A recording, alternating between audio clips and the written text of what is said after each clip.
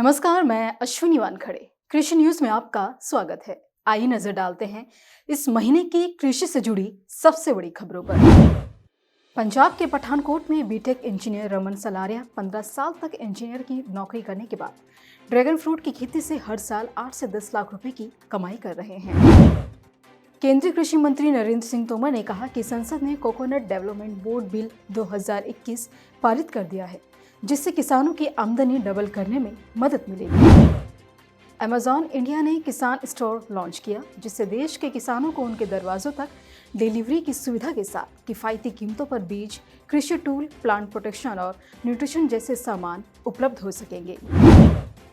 IARI ने फसल अवशेषों को खेतों में ही जलाने के लिए बायो एंजाइम नाम का एक कैप्सूल तैयार किया है, जो फसल अवशेषों को खेतों में ही नष्ट कर देगा।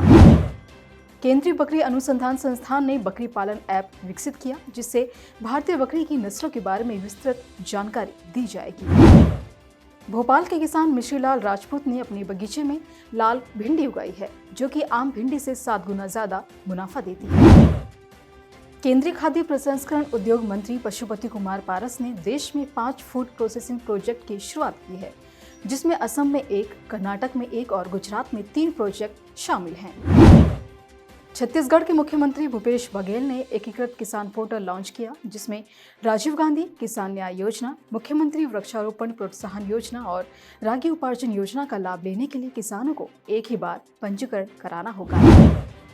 वैज्ञानिकों द्वारा विकसित की गई नाइट्रिफिकेशन अवरोध आधारित तकनीक गेहूं के खेतों में नाइट्रोजन पोषक तत्वों की मात्रा को संतुलित कर उत्पादन बढ़ाती है। इटारसी में नेशनल कामधेनु ब्रीडिंग सेंटर की स्थापना की गई, जिसका उद्देश्य भारतीय गो भैंस वंशीय नस्लों का संरक्षण एवं संवर्धन, उत्पादन में वृद्धि और देसी नस्लों को विलुप्त से बचाना है।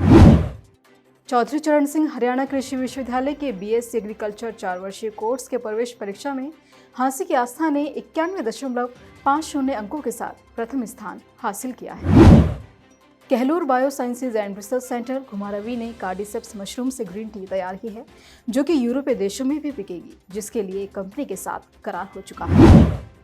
छत्तीसगढ़ में गौशालाओं को आत्मनिर्भर बनाने और आर्थिक गतिविधियों को बढ़ाने के लिए छत्तीसगढ़ सरकार ने 100 करोड़ रुपए का गोबर खरीदा है, जिसका इस्तेमाल खाद बनाने से लेकर वर्मी कंपोस्ट तैयार करने में किया जाएगा।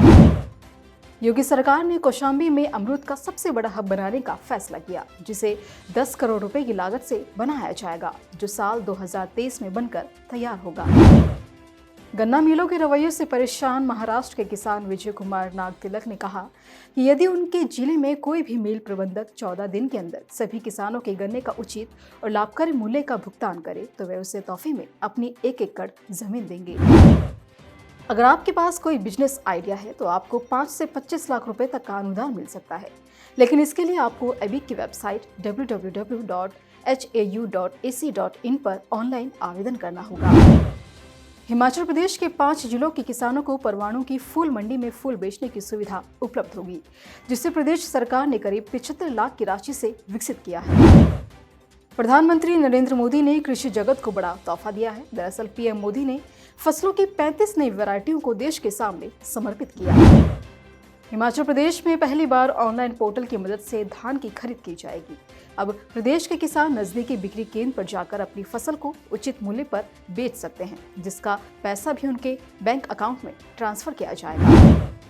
हरियाणा की शान कही जाने वाले कैथल के मशहूर सुल्तान भैंसे की हाल ही में हार्ट अटैक के चलते मौत हो गई। आपको बता दें कि सुल्तान की खरीद के लिए 21 करोड़ रुपए की बोली तक लग चुकी है। हिसार के विजय श्योरण और मनोज नेहरा ने गोबर व पराली के मिश्रण से कोयला तैयार किया है, जिसकी काफी कम कीमत है। साथ ही इससे पराली जलाने से भी छुटकारा मिलेगा और पर्यावरण भी दूषित नहीं होगा। इसी तरह की अन्य खबरों के लिए जुड़े रहिए कृषि जागरण के साथ। धन्यवाद।